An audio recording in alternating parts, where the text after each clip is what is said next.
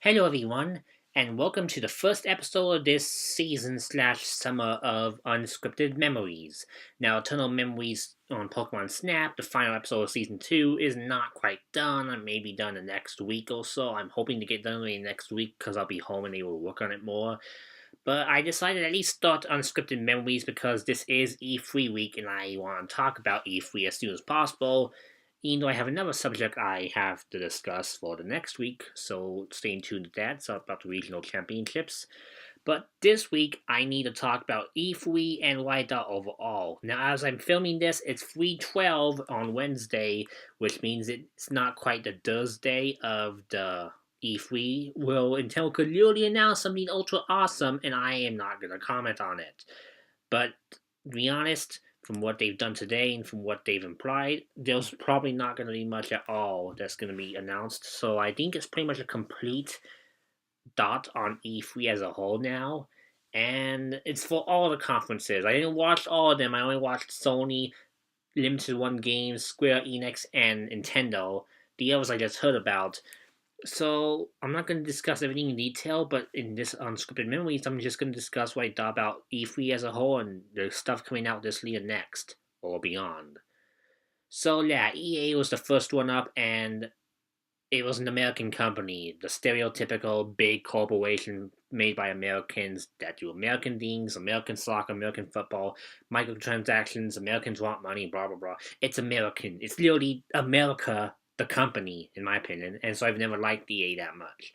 And yeah, they didn't really announce anything that special this year. FIFA's coming to Switch again with friend lobbies because they didn't do that last year. Yeah, it sold well in Japan, so they're doing FIFA 19. Where's Madden, even a dumbed down version of it for the sake of football on the go? Well, as American, they don't like it. Because they don't like the Switch or Nintendo for some reason, even though it's doing well and there's no excuse not to have some form of Madden on it. And outside that cringy conference where they talked about the kid named Luigi at last year's Nintendo Switch presentation, their EA hasn't really done anything for Switch except for that Faye game, which came to the Switch, and on the same day as the other systems. And I don't know how well that did, but they announced Unravel 2, which is one good game at that conference that's new that I actually would like, because the first one was pretty okay, and I didn't get to finish it, but when I finish it, the second one's definitely on my list. It's not coming to Switch because development started, which makes sense and is the case for most of the games going forward, but I still at least hope they do a 1 and 2 collection for Unravel next year. You know, some people are going to, oh, EA's a publisher, so don't support them. Therefore, don't. You know, I do think we should support EA's indie games because the indies do need help. And if they make good games that aren't generic pixel art crap, then hey, I think it should be rewarded with a purchase. So hey, Unravel 2, the one good point of EA's conference. For Switch owners, well, nothing else because FIFA is FIFA and soccer is soccer. Next up was Bethesda, I believe. Well, no, in sequence it was Microsoft, but let's talk Bethesda anyway. I'm not a fan of any of those games, really. Skyrim I wanted on Switch, but the lack of an achievement system, which I've talked about in the past, kind of made me not want to buy it, even though it's the most stable version of the game from what I hear, which is a bit of a shame. So I haven't really bought it at all. But I do know it's the fifth in the Elder Scrolls series, and I always thought maybe they should make Elder Scrolls 6 for crying out loud instead of putting Skyrim to everything. And you know, they made a joke about, well, doing just that, putting Skyrim to everything, including Amazon Alexa, an actual thing they made and released and not for a skip, believe it or not. They announced Elder Scrolls 6 was starting development. Obviously, it's going to take ages for the game to come out, but hey, they're doing Elder Scrolls 6. They're going to move on from Skyrim. I don't know if it'll be on Switch. No way in hell, considering how the Switch probably can't handle it. And that's a whole discussion for later in this video. But it's interesting to say at least. They also announced a new Wolfenstein game, which apparently is coming to Switch according to GameStop. I hope they do the first Wolfenstein modern game, like that New Blood, because that may run well on Switch better than the Wolfenstein 2 seems like it will be. And also the Doom Eternal, the sequel to Doom, a game that came out on Switch and other systems last year.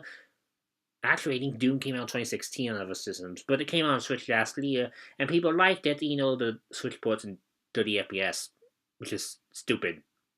I don't think this is coming to Switch if it could barely handle the first Doom.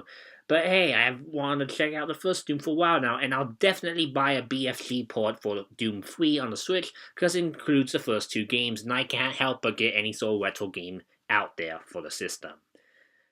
And speaking of Switch ports, it did get a port from Bethesda at the conference, Fallout Shelter, that mobile game they released ages ago. Some of my friends actually really like it.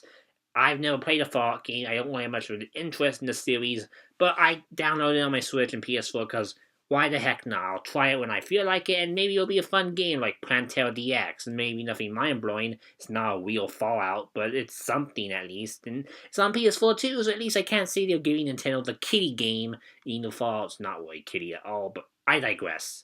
That's the stereotype. Nintendo gets kiddie spin-offs while all other systems get real games, like in Final Fantasy case, but not in the case of Fallout. They also announced a cool Elder Scrolls trading card game coming to Switch, and again, spin-offs over real games.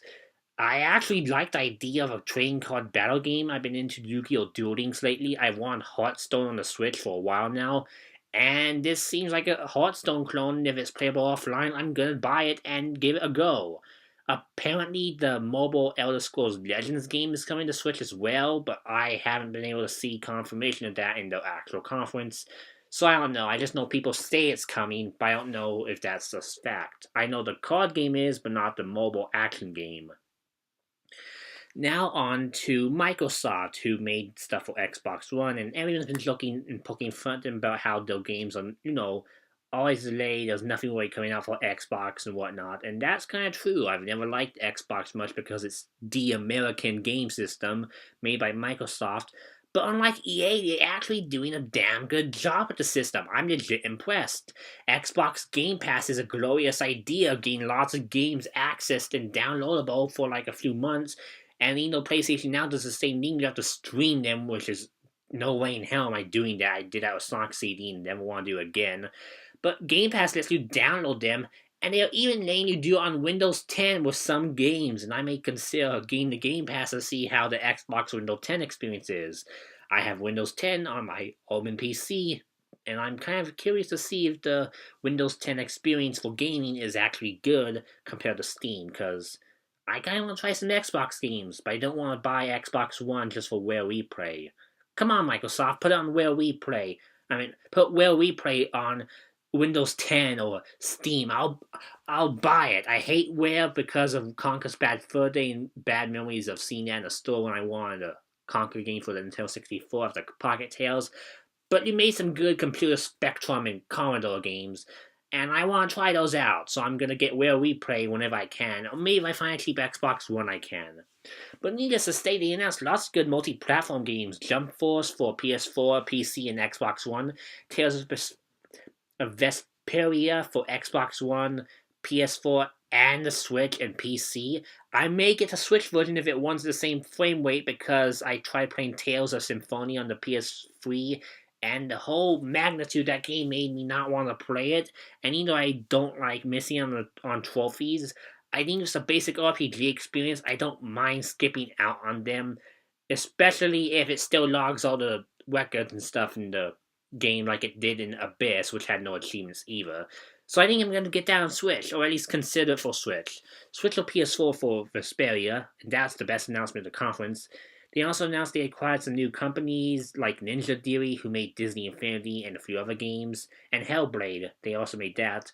They also acquired a few other companies, and in terms of new exclusives, they announced not much. Lots of stuff for 2019, some Gears of War stuff for the Shooty Shoot fans, and this Funko Pop weird nonsense egg. But outside that, Microsoft E3 was pretty good. I guess I should grade the conferences I see so far, and I guess I'd grade EA a D, Bethesda a C minus, and Microsoft a B. Next is Ubisoft, which I think was on Monday. It was on Monday. Oh no, they had Devolver Digital on Sunday, but I did not even see. I didn't see Microsoft either, but I at least saw snippets afterwards. But I didn't even pay attention to Devolver, so they are not. I don't even count them. Sorry, Devolver. I review indie games, and Messenger looks kick-ass. you don't count this time. But what does count is a small conference I really enjoyed. Limited One Games on Monday the 11th. These guys publish physical copies of games. I've done a playlist of unboxings of their games before because I like collecting PS4 boxes because they are nifty. I don't like Switch boxes, so I haven't bought any Switch stuff from them, sadly, because there's not any exclusives they released yet. But that's what this show is for. They announced a crap load of exclusives that sound awesome. They announced Golf Story getting a physical release in September. Looking forward to that. It may ship out in November or December, but I won't mind. I've already waited a long time to play Golf Story, as I'm not in a hurry for a golf RPG, but at least the patience paid off because I got Golf Story, and there may be a limited edition coming too. Night Trap's coming out next month, and I enjoyed that a lot on the PS4. I mentioned it in my top 10 best games list last year. I think in honorable mentions, maybe. And yeah, I think it's a really good game. It's going to have a Japanese voice track in the Switch version. So I'm going to buy the physical copy of that because, hey, I like games like that. And retro releases are good. Then they also announced Double Switch 25th Anniversary Edition for PS4 only. But hey, I think I'll get that because it's Night Trap, but more goofy. And I think it's the only other good FMV game that Digital Pictures ever released because the others are pretty bad. More or less like garbage bad. But hey, this sounds like a good game, so I think I'm gonna go pick it up whenever it comes out.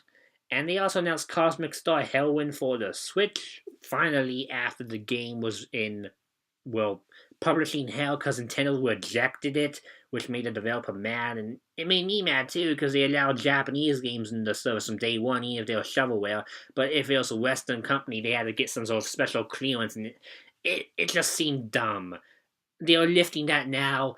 Thank God. I don't like Port City. I at least can accept the restrictions lifting if it means games like Cosmic Star Hellwind coming to Switch. And speaking of surprise Switch reveals, holy shit! Dust Elysian Tales coming to Switch with a physical version. I want a PS4 physical, to be honest, from Limited One, but this is just as good. Dust is a game I played on Steam a year ago, and it's amazing. Furriness of me aside, it's one of the best Metroidvania indies I've ever played next to Guacamelee. It's so beautiful, it's well crafted, the game's lots of fun, it has lots of in-game achievements, so no need to worry about content loss or differences between versions. It's a godlike game, if I may be honest, and the fact it's coming to Switch just makes it absolute must buy. I'm gonna buy physical of that, or if the digital comes way earlier, I may go that route because I wait to play on my Switch. Good of a game. If you haven't played Dust, I recommend you do so ASAP when it comes to Switch. They also announced Sprunky, that game everyone's been playing for a decade now. That's a Metroidvania roguelike. Sometime in the future, no date given. And so I don't really know what to think about that. Maybe I'll get it for PS4 if anyone else likes it. They also announced Valhalla, whatever it's called. It's a cyberpunk neon visual novel, along with the Vita version of Read Only Memories. Got the PS4 version, don't need Vita. But Vita version of Vada is compatible with PS TV, which is the only way you can play Vita games, so I'm going to pick that up later this month. And they also announced Oceanhorn, which I already got on PS4, but they did announce it'll ship out very soon. You bought it in the first few hours of release, and that's passed. But overall, Limited One Games' conference was very good. I give LRG's conference around a B plus or an A minus because comedy aside, good games aside, lots of good things to look forward to. Not much in the Switch front that made me hopeful. I was hoping for Blaster Master Zero, Shantae the Pirate's Curse, or Elliot's Quest, some of the biggest games I want retail. There's also Dumper for both PS4 and Switch this July. I think it's a rhythm game. I don't know which version I'd get. I don't have the game. Maybe PS4 for trophies, but it's a VR game and I don't have a VR. And it's optional. I'd rather play on a system that doesn't have VR for the sake of, not feeling like I'm missing out on anything, but then I'll miss out on achievements. So what do you do? So yeah, A minus or a B plus for LRG, and now let's go to Ubisoft, who announced lots of Western games. They announced Beyond Good Evil 2, expand on that more, seems pretty fun and good. Though on Disney XD, because I watched it, it was a lot behind the web stream. They censored out the F word because apparently they decided that animals in this game must be ultra edgy and hardcore and must say F word. And thus, because they all have to say F word, they muted it on Disney XD, and it just looked weird because it was looking like the monkey was going, oh. But hey, I know they had to do that because Disney XD's guidelines.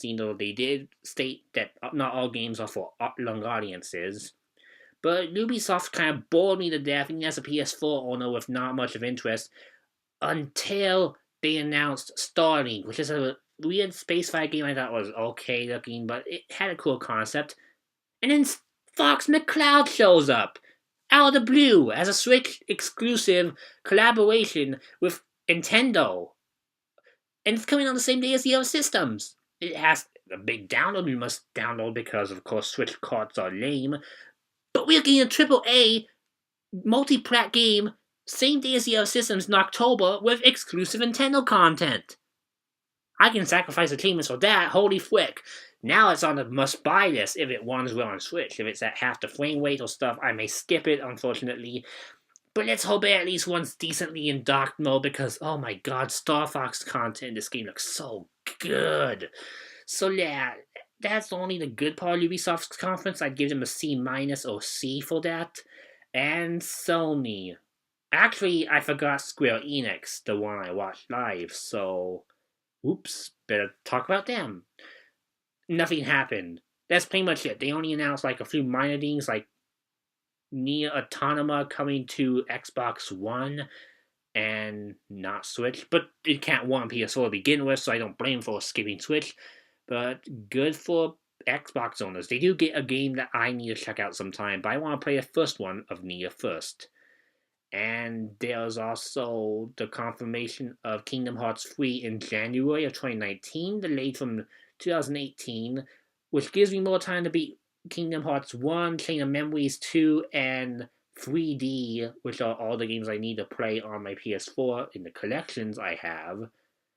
And overall, that's about it for Squaresoft's conference. Next to Dragon Quest info is coming early September, and I don't know if I'll buy that. It looks too Dragon Ballish to me. I like GT, but the art style kind of turns me off and makes me not want to buy the game. But if they include the pre-order bonus of Dragon Quest 1 through 3 like they did in Japan, I will buy it because I love those retro games.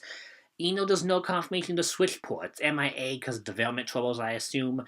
And hopefully when that version comes out, they at least will give out the pre-order old game bonuses. I'd play Dragon Quest 1 through 3 on my Switch in a heartbeat, so I can finally play those darn games outside of this phone I have.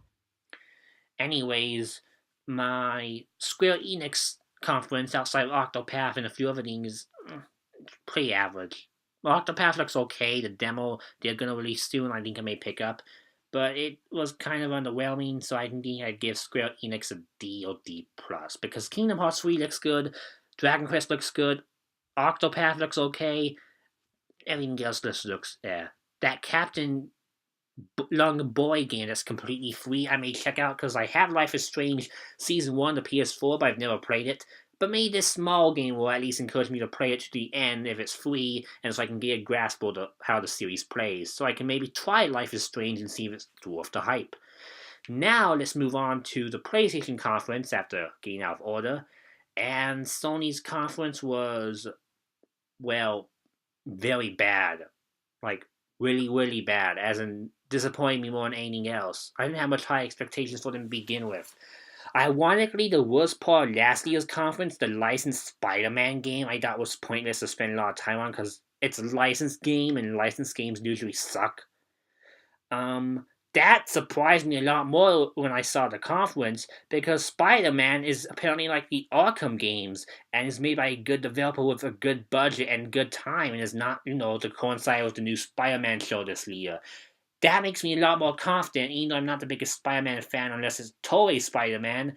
But hey, maybe Lep Pardon will be in this game. And if it is, I'm gonna buy it day one. So the Spider-Man PS4 game looks good. God of War I need to get because everyone is gushing about it, and that's getting New Game Plus, which sounds interesting. But then they spent a lot of time talking about The Last of Us Part 2, which was, well, sequel to a game I've never played, don't have any interest in playing. It seems kind of boring and generic. Not generic, just melodramatic to me. That's the better word. Lots of epic violence, but no context, and it just seems weird. The whole romantic part of it seems weird too. Not the whole nature of it, just the fact that there's even romance in the game to begin with. If it's supposed to be like emotional, then it didn't make sense. That's the general point. They didn't specify on what the whole purpose of the whole everything was. And there's no release year, which is stupid. Is it in 2019 or 2020? I don't know. Probably be 2025 at this rate. But hey, at least that's one of the major games they showed. And then they showed off the samurai game I forgot the name of, which is Mark of Cry sequel. It looks like Mark of Cry in terms of combat, but I don't know. It's this cool samurai game. It looks interesting, but again, no release year, which is stupid. And then there's Death Stranding, that Kojima game that last year when they announced it, I was like, oh yeah, no wonder they kicked Kojima out from Konami. He's nuts. And this year, I don't know what to think. I don't think anyone knows what to think. The whole gimmick, it seems that, oh, this game's not supposed to make sense. Ha ha ha. The Kirby is in this game in the form of that creepy as hell baby. Jeez, I don't like babies, and that makes it worse. Needless to say, it seemed like a walking game, like an exploration game, but it wasn't that fun looking. It didn't even make sense, and not in a cool way.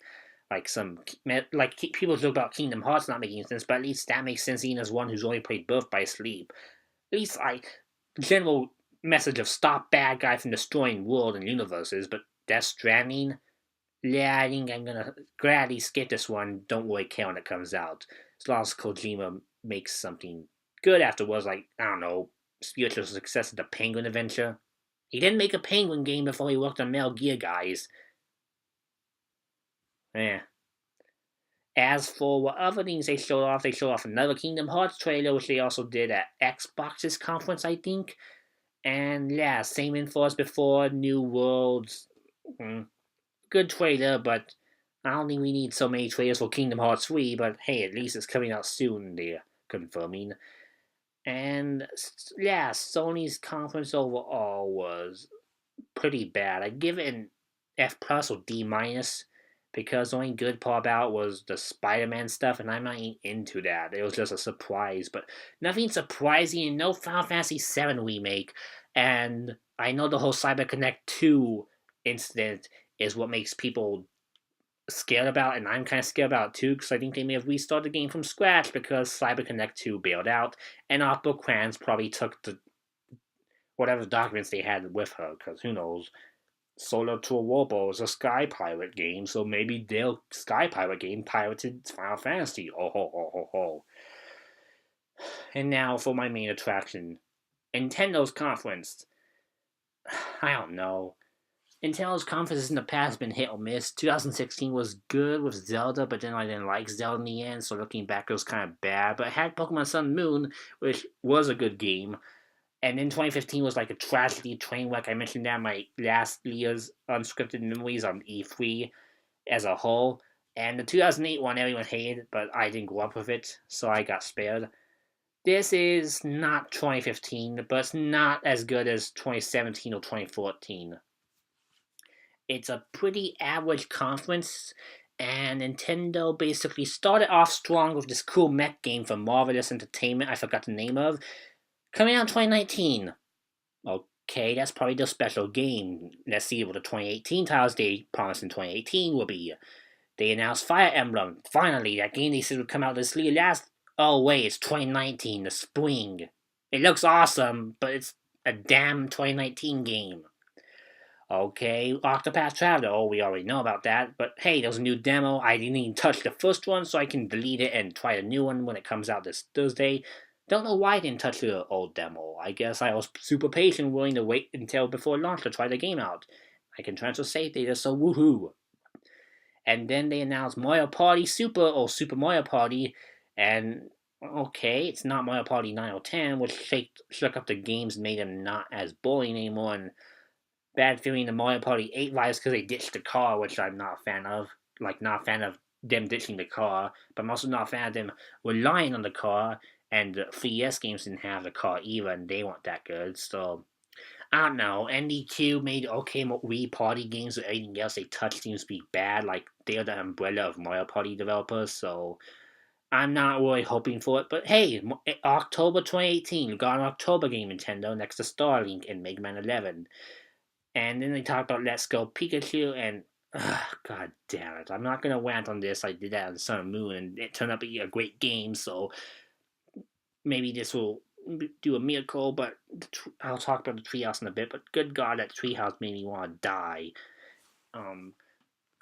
Remakes of Pokemon Yellow casualize for new audience with Pokemon Go elements. I like Pokemon Go, good exercise tool, good way of catching Pokemon. I'm addicted to it, great way for me to hang out. I think Pokemon Go is fantastic, and I gladly am happy to own a Gold Plus.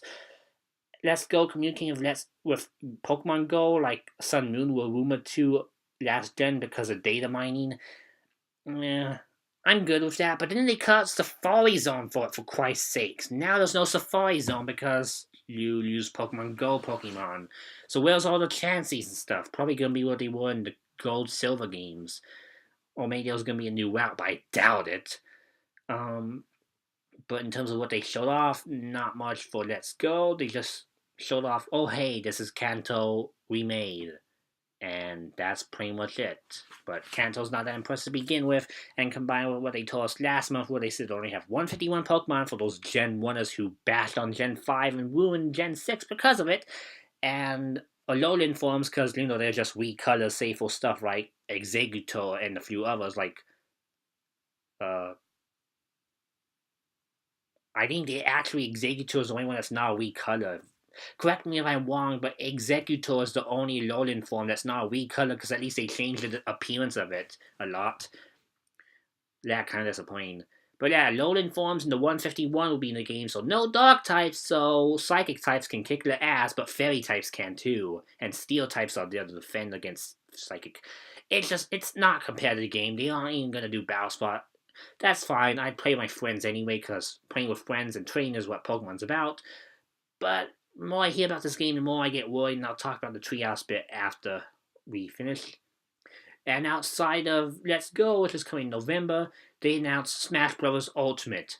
And holy frick, I had no expectations for this. I just thought it'd be a Smash 4 port. And it actually is. No denying it. No defending it. It's a port of the Wii U and 3DS game.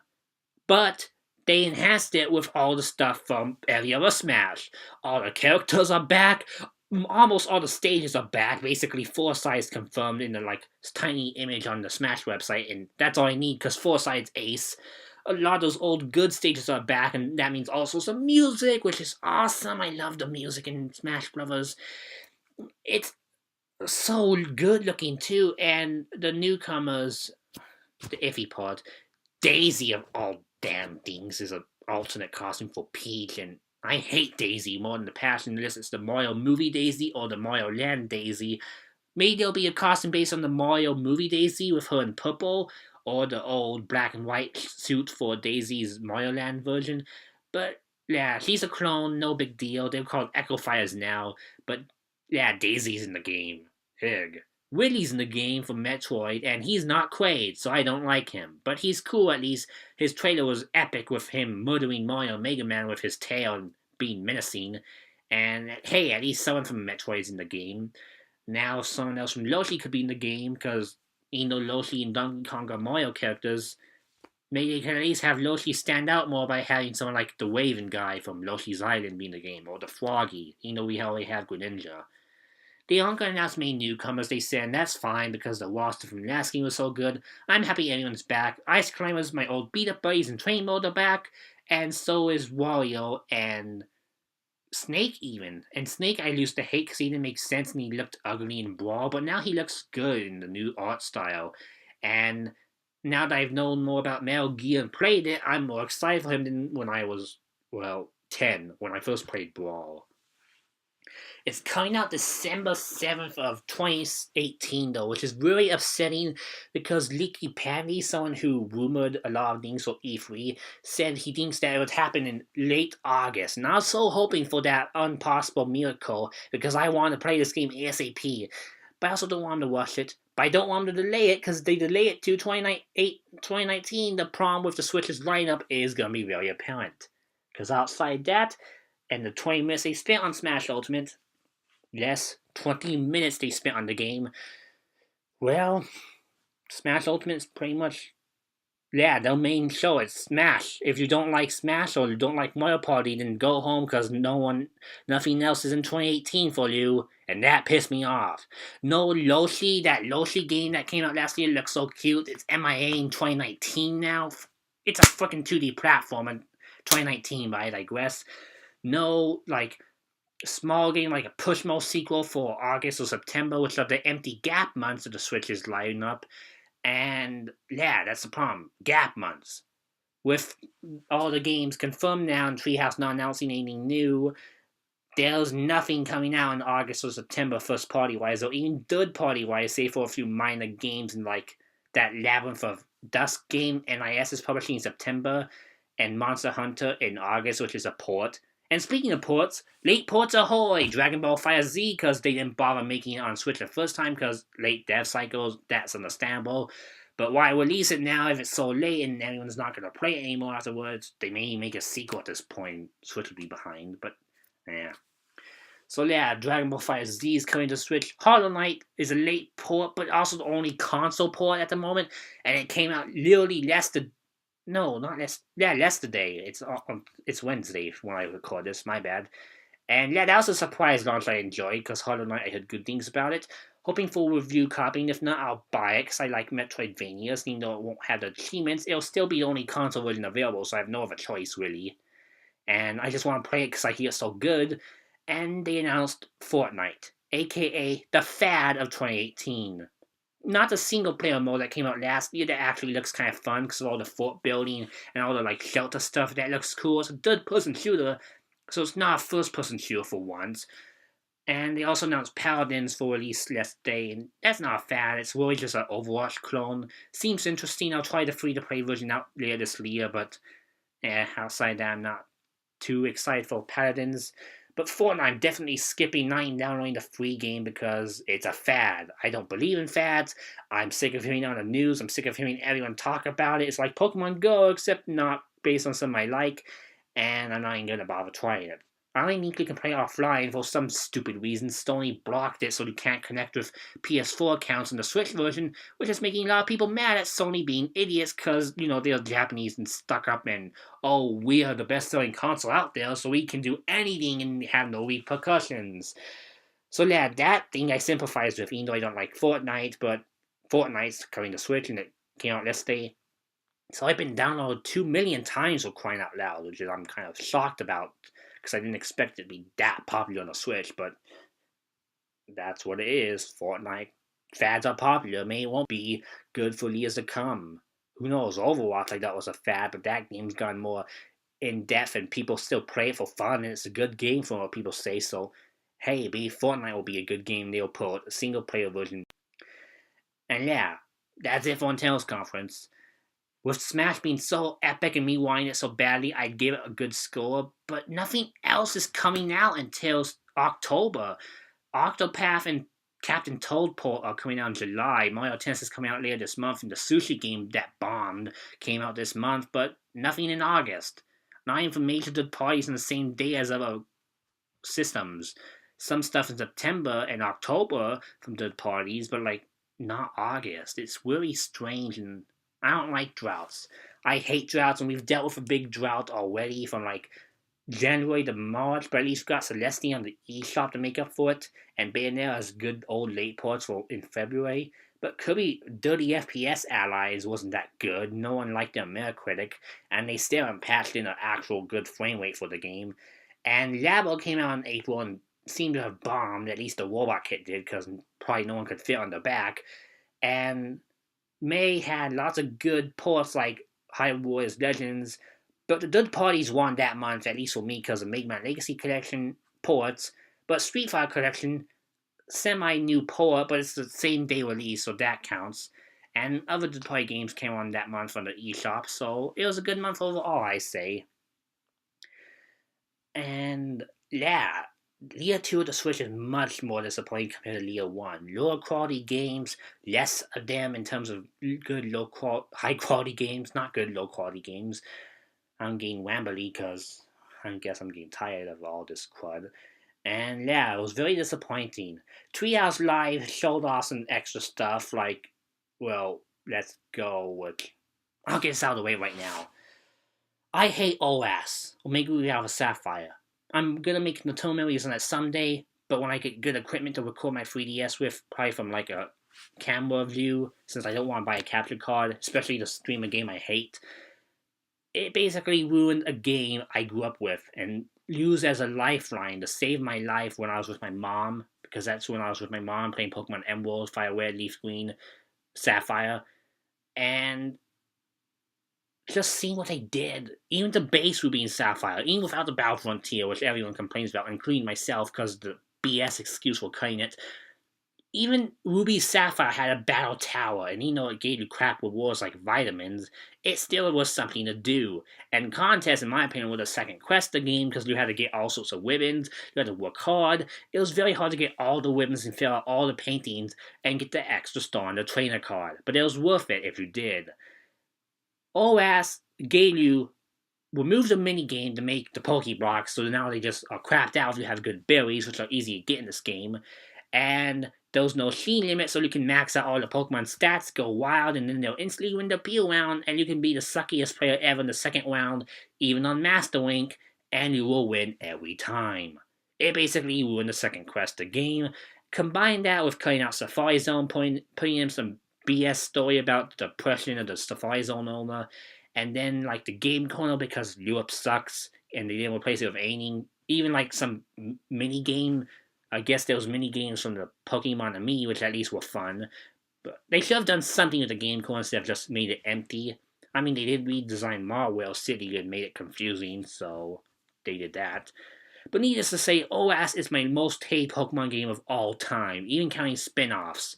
And I have never ever wanted to die more after playing the game until I played that game. Not commit suicide or anything, no.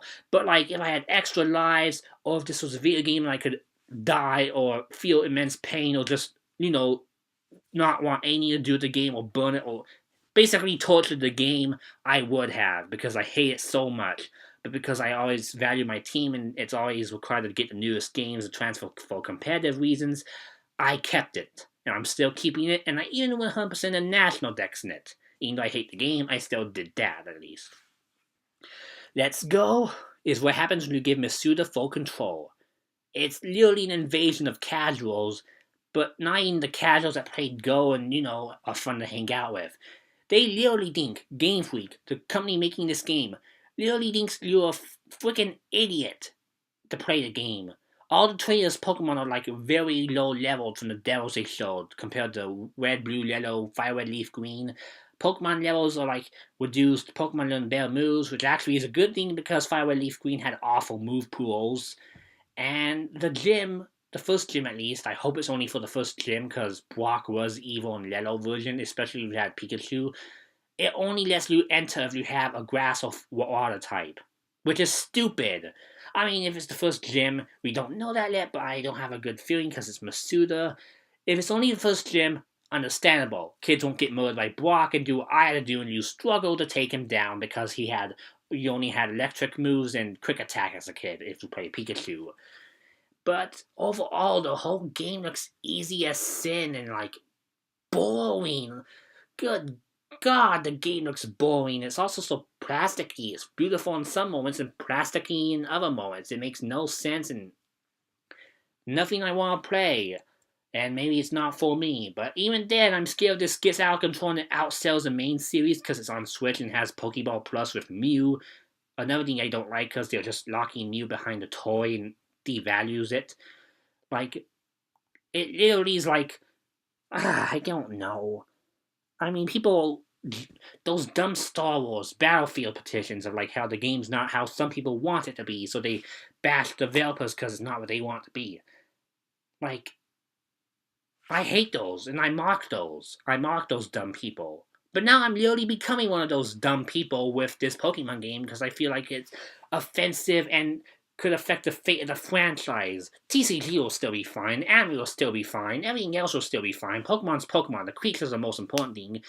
But the games, the best part, the part that was so good until 2012 and formerly 2016, because at least that was decent with Sun and Moon. Like, I don't know, they say the next League game, basically focusing on handhelds, that's gonna be for core gamers. But I don't know for sure. They may still hold your hand. They may still make it easy as sin. Even Sun Moon, which were hard, had you holding the hand all the time and had stupid cutscenes you couldn't skip. And now Let's Go has those damn cutscenes too, even though frickin' Kanto literally had the most basic tutorials known to man on the Game Boy. The old man teaches you how to catch Pokemon. You can catch Pokemon. There's this trainer that guides you to the Pokemon Viridian City. That was easy. Pewter City guides you to the gym if you go too far to the right on Pewter City. Now they're overboarding it. Like, they think you can't play the damn game. It's just Pokemon. Why can't I choose my own moves? Or better yet, why can't I use my own Pokemon for the gyms? At least the first gym.